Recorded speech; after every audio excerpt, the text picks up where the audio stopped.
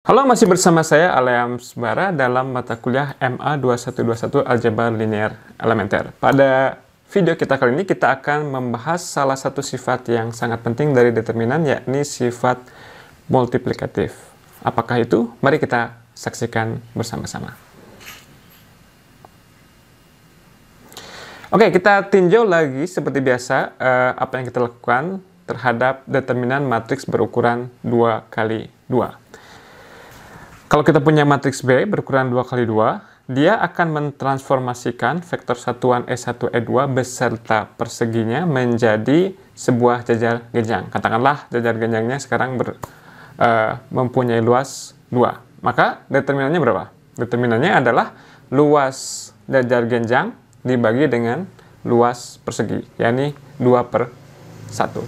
Nah, kemudian misalkan lebih lanjut, si vektor A1, A2 ini ditransformasikan lagi oleh matriks yang lain, yakni oleh matriks 2 kali 2A. Ya. Misalkan dia ditransformasikan menjadi F1, F2 yang luasnya adalah 3.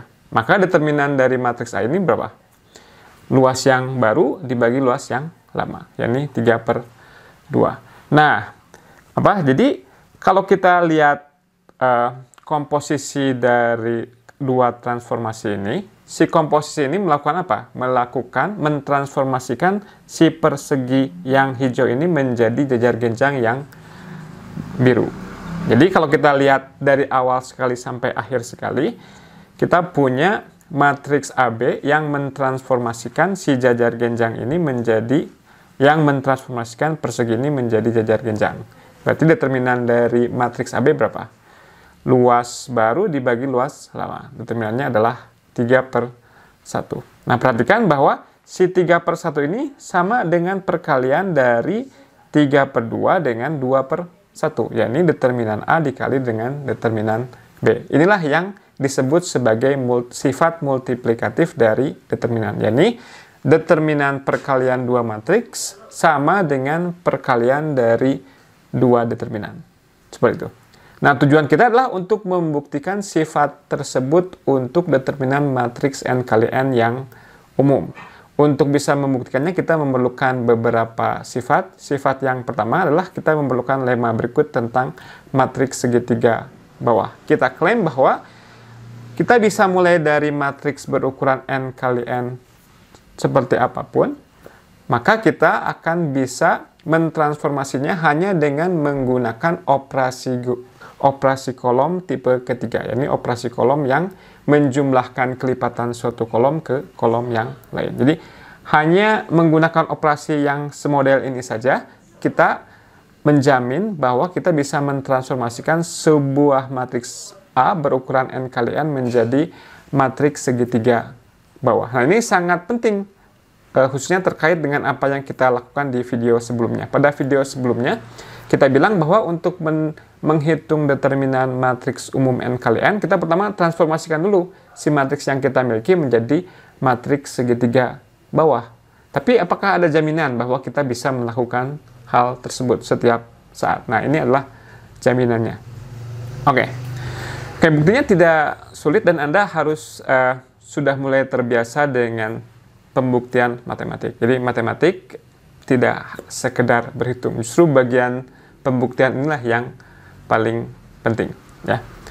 Oke, kita akan membuktikan dengan menggunakan induksi matematika. Kalau N-nya sama dengan 1, ya kita punya matriks 1N3, dia bisa kita golongkan, atau menurut definisi, dia termasuk matriks segitiga bawah. Artinya kita nggak perlu melakukan apapun. Jadi untuk N sama dengan 1, jelas benar. Oke, kita asumsikan bahwa untuk setiap matriks berukuran K kali K, kita selalu bisa melakukan apa yang diklaim di lemma tadi. Dan kita akan membuktikan untuk N sama dengan K+1. Ya. Nah, kita akan membagi menjadi dua kasus. Kasus yang pertama adalah ketika baris yang paling atasnya adalah baris 0. Oke, kemudian ini yang bintang-bintang ini mengindikasikan bahwa dia entry-nya boleh apa saja, suka-suka. Kemudian yang hijau ini juga suka-suka. Ya, ini dipisahkan, dibedakan, karena saya ingin melihat ini sebagai matriks K kali K. Nah, menurut hipotesis induksi, kita bisa melakukan operasi kolom dengan jenis tipe ketiga saja yang mentransformasikan matriks berukuran K kali K menjadi sebuah matriks segitiga bawah. Ya. Berarti dengan transformasi tersebut kita bisa mengubah bagian yang ini menjadi segitiga. Ya.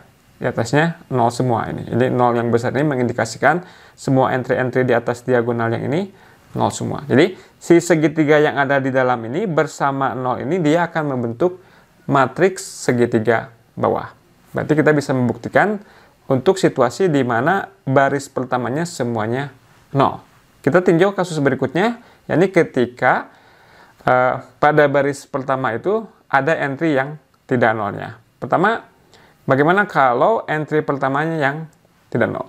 Kalau entry pertamanya tidak nol, ini dengan menggunakan dia sebagai tumpuan, ya semodel kita melakukan operasi baris elementer, maka kita bisa mengenolkan entry-entry yang lainnya. Jelasnya dengan menggunakan operasi ini. Nanti Anda cek sendiri ya, betul nggak operasi ini tuh kita bisa menghilangkan atau mengenolkan entry-entry yang sebaris dengan A11. Kita lakukan mulai dari kolom kedua sampai kolom yang paling akhir. Sehingga didapat matriks seperti ini. Nah, karena ini mengalami transformasi, maka entry-entry-nya berbeda dari sebelumnya. Ini akan kita beri nama biru untuk mengindikasikan bahwa entry yang baru ini mungkin berbeda dari entry yang hijau. Tapi ini tetap matriks berukuran kali K. Nah, ini kan semodel yang tadi juga di sininya 0 semua. Maka dengan menggunakan hipotesis induksi, kita bisa mentransformasi matriks yang berukuran lebih kecil, yang berukuran K kali K, menjadi matriks segitiga bawah. Seperti ini. Segitiga bawah ini bersama-sama dengan si A11, dia akan membentuk segitiga bawah yang lebih besar. Itu situasi di mana ketika entry pertamanya yang tidak 0. Gimana kalau entry pertamanya 0? Kalau entry pertamanya 0, karena tadi kita meninjau kasus di mana baris pertamanya bukan baris 0, maka pasti ada salah satu entry di antara entry-entry yang ada pada baris pertama itu yang tidak 0. Katakanlah entry yang ini, entry yang ada di kolom ke J. Si A1J ini misalkan tidak 0. Maka, nah ini cerdiknya untuk mengembalikan ke kasus semula, apa yang bisa kita lakukan? Kita bisa lakukan operasi jumlahkan kolom ke J ini ke kolom yang pertama. Ya. Setelah dijumlahkan, maka kita kembali ke kasus di mana entry pertamanya tidak 0. Jadi seperti tadi, maka kita bisa transformasikan menjadi matriks segitiga bawah. Jadi kita selesai membuktikan lemma kita bahwa setiap matriks berukuran n kali n bisa kita transformasikan hanya dengan menggunakan operasi kolom tipe ketiga saja dan menjadikannya matriks segitiga bawah. Oke, sekarang kita tinjau lebih lanjut si operasi kolom tipe ketiga tadi ya. Operasi kolom tipe ketiga itu tipikalnya adalah kita kalikan suatu kolom ke I, kemudian jumlahkan ke kolom ke J. Ya, seperti ini ya. Nah, apa sih yang kita lakukan terhadap matriks A yang entry-entry-nya kolom-kolom A1 sampai AN untuk bisa mendapatkan ini? Kita kalikan dengan apa? Ini kan kelipatan ini ditambah ini ya. Ini sama aja dengan kita kalikan dengan vektor kolom 0, alfa, 1, 0. Ini kan artinya apa?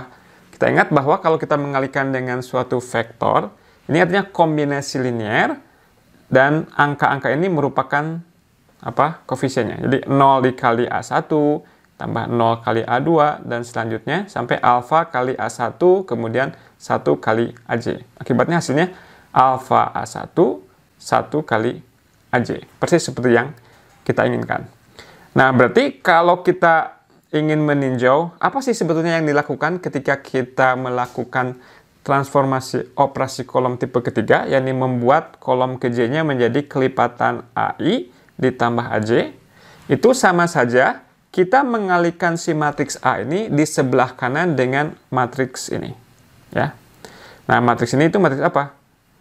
Matriks ini itu matriks yang kita peroleh dari matriks identitas dengan cara mengalihkan kolom ke I dengan alfa kemudian ditambahkan ke kolom ke J. Ya. Ini bisa mudah kita periksa bahwa yang ini persis sama dengan yang ini. Taunya dari mana? Karena kalau kita punya sebuah matriks dikalikan dengan vektor standar EI, maka kita dapatkan adalah kolom ke I dari matriks itu. Atau dengan kata lain, A dikali EI sama dengan AI. Ya. A dikali EI sama dengan AI. A dikali E1 sama dengan A1. Nah, kemudian yang ini didapat dengan cara mengalihkan A dengan vektor ini. Kenapa? Karena A dikali EI-nya adalah AI, kemudian A dikali EJ-nya adalah AJ.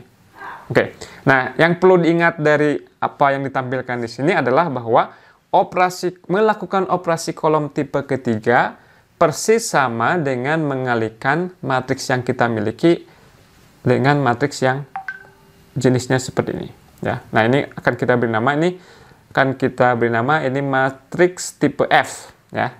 Matriks yang didapat dengan cara mengalihkan suatu kolom dengan suatu skalar dan menjumlahkan ke kolom yang lain. Oke.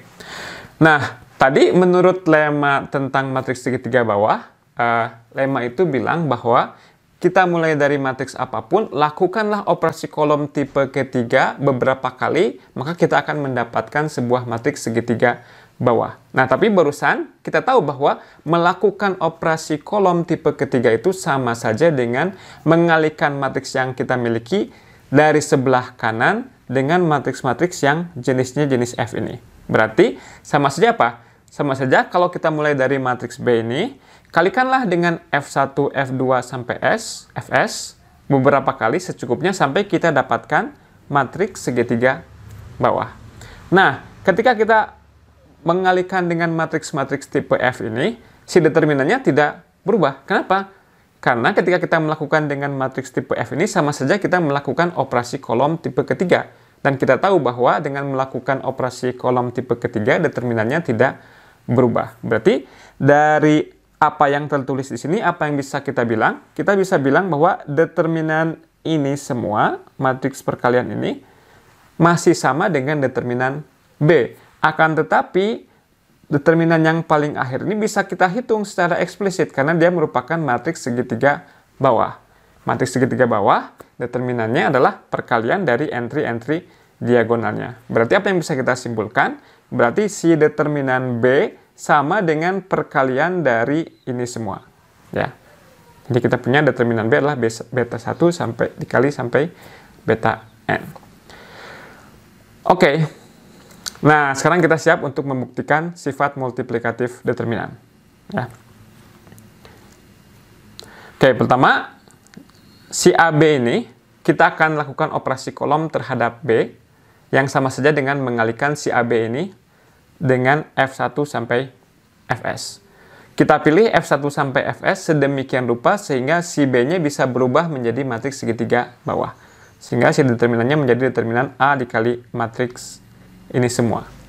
Nah, kita akan tinjau dua situasi mirip-mirip ketika kita membuktikan determinan segitiga bawah. Yakni ketika semua entry diagonalnya tidak nol, semuanya tidak nol, atau ketika ada minimal salah satu yang nol. Kalau semua ini tidak nol, maka dengan menggunakan masing-masing entry diagonal tersebut sebagai tumpuan, ini kita bisa mengenolkan semua entry-entry di sebelah kirinya. Jadi, ini akan bisa dinolkan, ini bisa dinolkan, ini juga bisa dinolkan. Sehingga kita dapatkan sebuah matriks diagonal. Ya. Jadi, kembali masih menggunakan operasi kolom tipe ketiga, kita bisa mengenolkan semua entry-entry yang sebaris dengan beta ini. Ya. Nah, sekarang akibatnya, perkalian antara A dan matriks ini si masing-masing kolom ini bisa ditulis sebagai beta I dikali EI. Ya, misalkan ini kan sama aja dengan beta 1 dikali 1000 atau beta 1 kali E1. Yang terakhir ini beta N dikali EN. Nah, sekarang A dikali E1 adalah A1. Ya, jadi ini hasilnya menjadi beta 1 A1, beta 2 A2, sampai beta N AN. Nah, tapi dengan sifat penscalingan dari determinan, ini kan kita scaling masing-masing kolomnya dengan B1, beta I, beta N. Si scalingnya itu bisa kita faktorkan keluar semuanya. Jadi, seperti ini. Nah, tadi perkalian ini adalah determinan B, dan yang ini, karena ini persis adalah matriks A, dia adalah determinan A. Dengan demikian, maka kesimpulannya adalah determinan A kali B sama dengan determinan B dikali determinan A. Nah, karena ini sudah menjadi bilangan, ya. Perkalian dua bilangan ya bisa komutatif ya. Determinan B kali determinan A sama aja dengan determinan A kali determinan B. Nah, tadi itu kalau situasinya semua beta 1 sampai beta n-nya tidak ada yang 0. Bagaimana kalau ada salah satu yang 0? Nah, ini saya sisihkan agar Anda bisa memikirkannya. Ya, ini akan dijadikan soal latihan. Oke, mungkin sekian dulu video kita kali ini. Tampaknya videonya harus kita split menjadi dua bagian karena nanti akan terlalu panjang. Jadi hasil yang terpenting yang barusan kita dapatkan adalah bahwa kita berhasil membuktikan sifat multiplikatif dari determinan untuk matriks yang persegi berukuran umum n kali n. Oke, begitu saja. Jangan kemana-mana, Anda saksikan potongan berikutnya pada video selanjutnya. Terima kasih atas perhatiannya. Tetap saksikan video-video aljabar linear elementer ini. Salam. Terima kasih.